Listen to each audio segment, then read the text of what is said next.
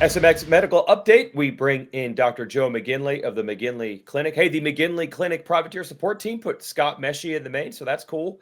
Not as cool, unfortunately, as always, we talk injuries here, and it's Jordan Smith. That really hurts both physically, and he was gunning for the point lead in 250 West. You know Jordan. What's the latest you're hearing on his condition? Yeah, first, I mean, that was hard to watch, right? One lap to go. He had a lead there in that main, and looked like it's going to be a great finish. And then, just lost control in the whoops and impacted the left side of his body on the side of the whoops at full speed.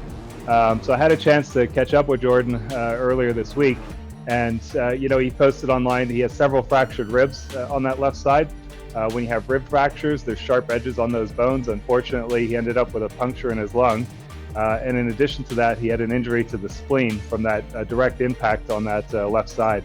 So pretty significant injury. Again, it looked bad on TV. It was pretty bad. Okay, so let's now think about going to Indianapolis. And racers are racers. And the first thing that he's going to be thinking about is, when can I get back on track? As crazy as that is, for most people, that's the racer mentality. So if you're advising him, what does he have to look out for? And what's a realistic timeline for him to jump back into, hopefully, this West Coast Championship?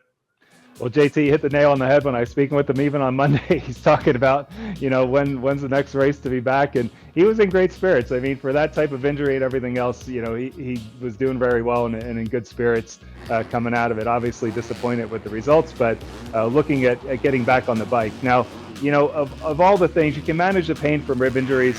There's going to be risk if you hit the ground again and you can repuncture the lung. That's going to be a risk for sure. But the spleen is the most concerning. Typically in sports, you're looking at 3 to 6 weeks for the spleen to heal.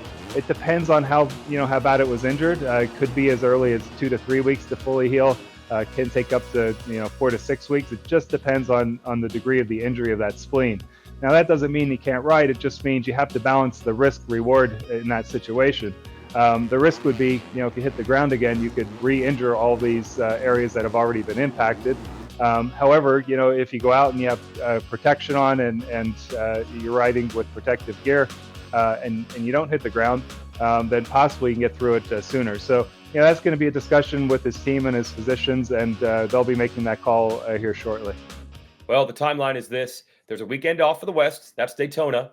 Everyone's back for a showdown in Indy, so not a lot of time off the week after Daytona. And then there's 3 weeks for the next one in Seattle. So we'll keep in touch with you. You keep in touch with him, and maybe we'll get Jordan Smith back. Thanks, Dr. Joe. Thanks, guys.